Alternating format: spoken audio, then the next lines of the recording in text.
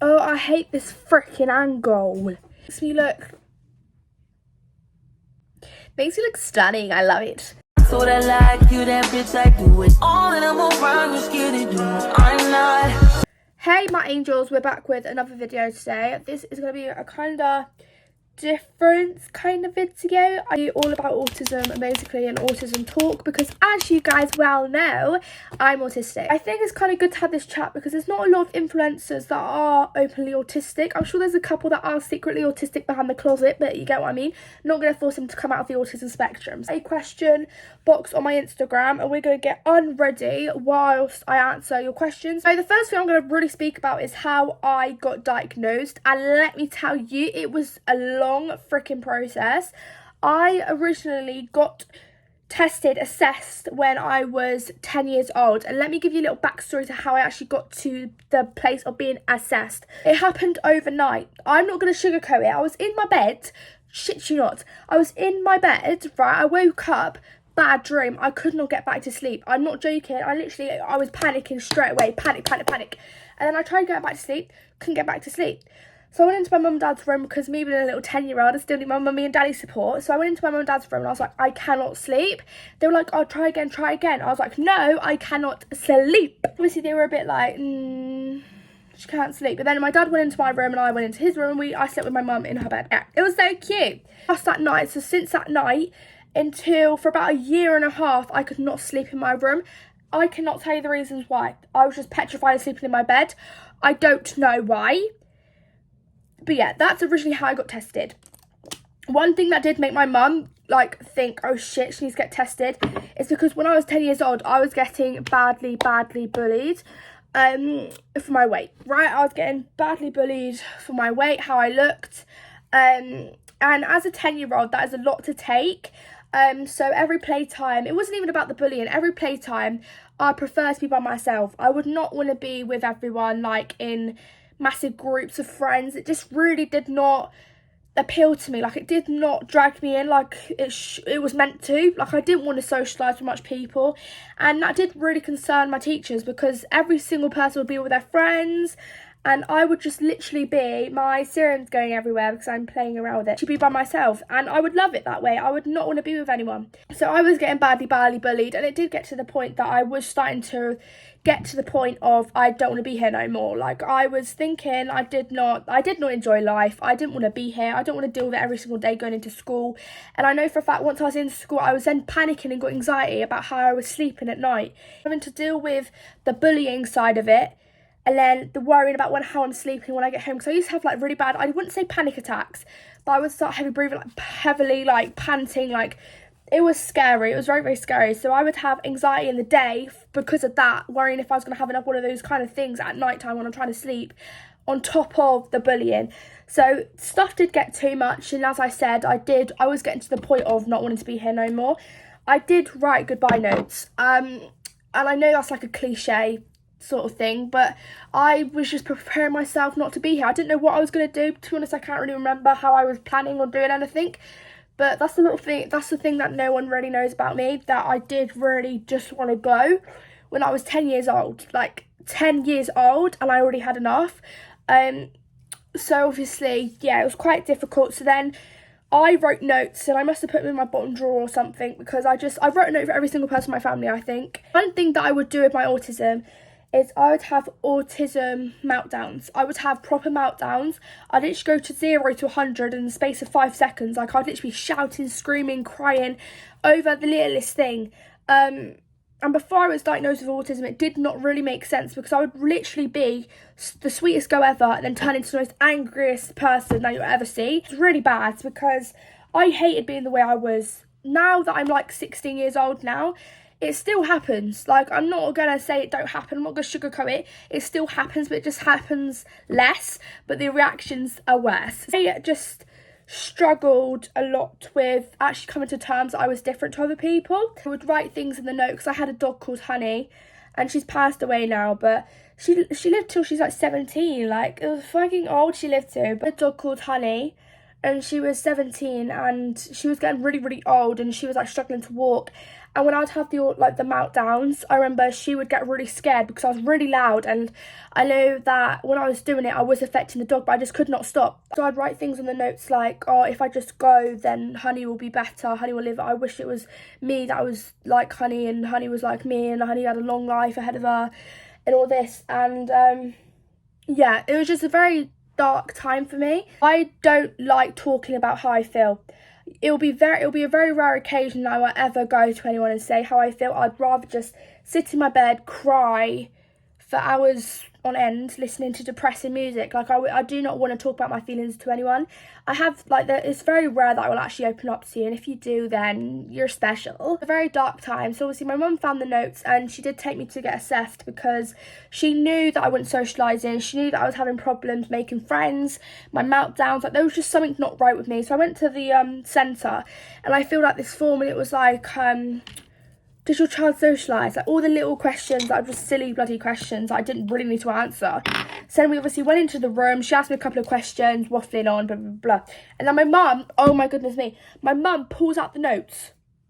I look, I'm like, fuck, right? Because I didn't think she found them, okay? She pulled out the notes and gave them to the lady. I was like, fucking hell.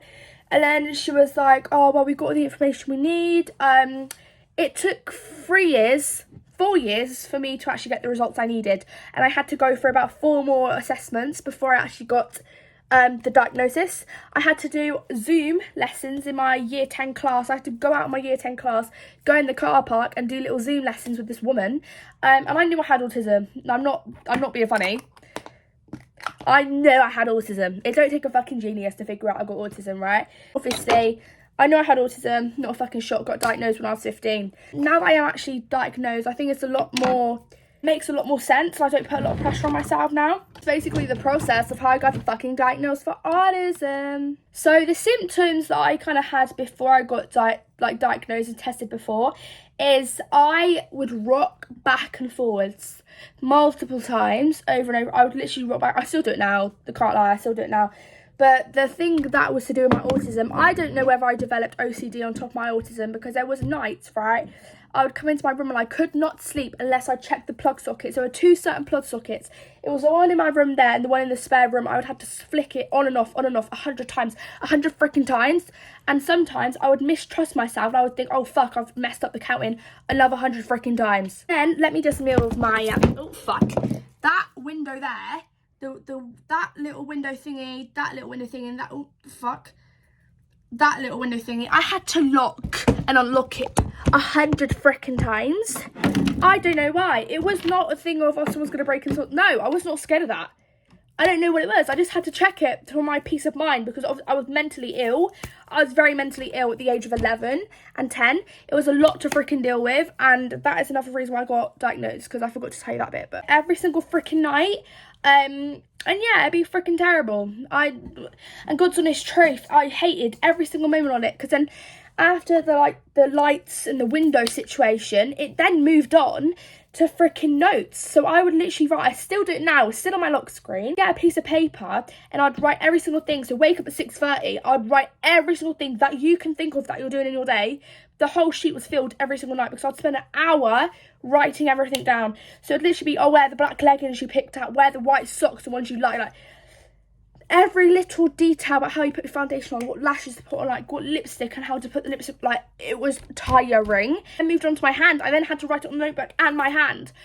My pillows imprinted the notes on it multiple times. There was actual notes on my pillow sheets because I imprinted on it, because I was literally getting ink poisoning. A lot of people have asked whether my autism affects my studying, education, learning. Short answer is yes. I have a very short attention span. I could be in class and I can get very overly stimulated. Like, I can get very stressed out, but I will try and hide it as much as I can. A thing that I tended to do, I don't do it as much in college now, but the thing I used to do in my old schools is when I would be in class and I'd get too stressed out, my feet and legs would start tensing, and I'd like tense up my hands like this, like proper tense them up. I'd have like red marks indented because the amount of time I was literally pushing down just to feel a bit of pressure to stop myself thinking about what was going on. Tap my feet. The short answer, yeah, because I was just so stressed out. And in my old school, the teachers didn't really give a fuck. So I didn't have any extra help that I should have had. It didn't really help with what I needed. To my other school, my latest school, and they did help, and I passed my GCSEs. So with friendships, it's very difficult because it really does affect my friendships with autism. Autism, it's like I get very attached to 2 or 3 friends. In my old school, I had 2 friends called Madison and Demi, and we were like the trio, okay? We were the best trio ever. No one can actually compare to us. So we were the trio, okay? And we would do everything together. We would literally do every single thing together, every single lesson we had together, except from business. I had business and geography away from them, but every other single lesson we had together, and they were my best friends. And say if one of them went in for the day, I would not come into school, because the feeling of the panic and anxiety you would get because your comfort person is not there, mate, I would not come into school, and no one or nothing could force me to come into school. Like, my attendance was getting so low because, like, none of us really liked school. All of our mental health were quite low. Still do it now. Like, when I see people and they got all their massive groups of friends, I'm just like, I'd love to be the kind of girl that has a million friends, but I'm just not. And I think really that is a positive, like, more than a negative. And one thing that does annoy me being on social media is, I remember I was in class in college not that long ago, I think it was last week, and my face when I got anxiety is a resting bitch face. I cannot freaking help it. Like, my resting bitch face is a bitch face, right? And these girls walked past and they were looking in and smiling at me. And they walked past just as I was smiling, right? So they didn't even see me smiling. I got told that they were saying I was being bitchy to them and giving them a dirty look. No, I'm just having a panic attack, but you can't see. People think that just because I'm very confident on TikTok and confident on Instagram, like YouTube or whatever the frick it is, that I'll just be confident in real life. That's not the case at all. If you actually see me in person, like Bailey said that I'm like I'm fucking shy. Like, I'm very antisocial, and I've met Bailey 4 or 5 times, and the 5th time I've just recently met him was the time I fully was acting like myself. It takes a lot of time for me to actually come out of my comfort zone and actually show people what I'm really like. And when I'm in college, you'll see me when I walk through like the little canteen. I'll be on my phone. I won't be looking up because the anxiety that goes through my fucking body when I'm walking through, generally I hate it. It affects friendships in more positives than negatives, because I prefer having a comfort circle. So, like, people might think it's a bit weird just like hanging on those 2 friends, but I don't think it's weird. I think it's quite cute because I want to have 1 friend, 2 friends, 3 friends. That's the limit. Another thing that people have been asking, where have you learnt the Australian and Welsh accent? I can't lie to you, I think it's down to my autism, because it's natural. It's actually natural. I can go to Welsh like this, I can talk for ages like Welsh, like I'm not being funny with you. I think it was from Fame and Sam, like I like Fame and Sam, Pontypandy and Norman, like I think it was from fucking Fame and Sam. And I can go Australian, like literally do Australian for fucking ages. I actually love doing the Australian accent. But no, I actually fully love it. And if you talk to me naturally, like, if someone says, I'll do your Australian accent, I'll go, no. Because I can't do it on God. I just do it fucking, like, naturally. And I can go back into Welsh. And it's actually quite a fucking skill, to be honest with you. I tried to do Scottish, but it's just not working. My autism isn't allowing me to do that. And I pick up accents really well. I remember last year, I was watching Kay Violet's lives all the time. And I actually picked up her accent. And I started doing a Bristolian accent. And people were like, are you from Bristol? No. I'm from Swindon. Another thing that was asked is mood swings. Does my autism affect mood swings? Yeah. I can literally go from being the happiest, loudest, not loudest, that's going a bit of a fucking exaggeration. I can go from happiness and just feeling all happy, do TikToks all the time, and then I can literally go to being the most upset, numb person you'll ever. I can literally go from antisocial to social, social to antisocial. I can be really, really quick with my moods. And 2 full days in my bed, not talking to no one, not answering the phone to anyone, not posting TikToks. If you notice I haven't posted a TikTok in 2 days, that's because I'm in my bed. Literally lie there, numb, because I can't feel anything. It's so weird to explain. And I don't know if it's only me. I'll leave the comments on this video. So if you are the same as me, guys, then please put your comment, because I'd love to freaking see. Anxiety is quite bad to do with my autism. My social anxiety. I hardly leave the house. I go to college, come home. That's literally it. I can't even go to the end of the road to the shop. My anxiety is that bad. I'm quite confident and shit on social media. That's not me in person. My autism affects my overthinking quite drastically as well. Like, I can literally... I start arguments with people over nothing. It actually is a talent. I literally start arguments with everyone over nothing. It can literally be the fact that they've missed the AY off OK. My overthinking triggers and I think, oh fuck, he's talking to someone else. And it just makes me think of them leaving me. I don't want to be left. I don't want to be abandoned, because I've been abandoned before and it really does affect me. So I do get scared, and I don't know whether it's a triggering thing when, like, what the person that I did get abandoned by, not abandoned, that sounds a bit fucking dramatic, but the things that he used to say, and then if someone I'm talking to now, or even a girl, like my friend, if they say it now, it automatically makes me think, oh fuck, they're leaving, they're gonna leave. So then that makes me, like, have a go at them over not putting the AY, and obviously they don't think it's a big deal, so then they get quite defensive and think, like, why are you fucking overthinking, blah, blah, blah, blah. Then it starts arguments. But at the end of the day, if they really do appreciate you, like you, whatever, they will change what they're doing for you. Like, if they don't change the way they're typing or texting you, then they don't deserve you. It's quite fucking simple. Thankfully, most people I talk to do understand, and they do help me with it a bit. People say about overstimulation, you will very rarely find me wearing a tracksuit. I'm actually surprised. I've got a matching set from Boohoo Man if you want to get the matching set of me. Get overstimulated by it really, really quick. Most of my clothes are baggy. Like, this is so baggy. It's like 2 sizes too big. Because I like things being baggy. I don't like things being on my skin. And you'll find me wearing leggings, but I can't wear long Nike socks with leggings. I can't wear the short Nike socks. It'll be very fucking rare that you'll find me with them. Because if the Nike sock top touches my leggings, you'll see me pulling up my leggings from my socks multiple times a day, because I don't want them touching. I hate the feeling. I had to have air on my ankles, because otherwise, the same bedding. If I don't have the same bedding, guys, you better think I'm having a panic attack. I remember I got a new bedding set from B&M. I was so excited. I was like, yeah. I brought my own bedding set with my own money this time. I'm going to put it on my bed. I'm going to be independent. I'm going to do the bedding by myself. That night, I could not sleep. I literally did not sleep the whole night. At 3 o'clock in the morning, I was up changing my bed into my old bedding. And my old bedding had old fake tan stains. It was dirty. And I was thinking, I'm just going to have to sleep with it, because otherwise I'm not going to sleep. This bed cover I can sleep with, and the square one, the pink and white one. Oh, my eyelashes and freckles look lovely. They're the only ones I can sleep with, so that's my pregnancy pillow. I rang Alfie, I was like, do you want to see my new pillow I've got? So I showed him, and I was like, it's a pregnancy pillow. He went, you're not. I thought, hold your horses, what do you think of me?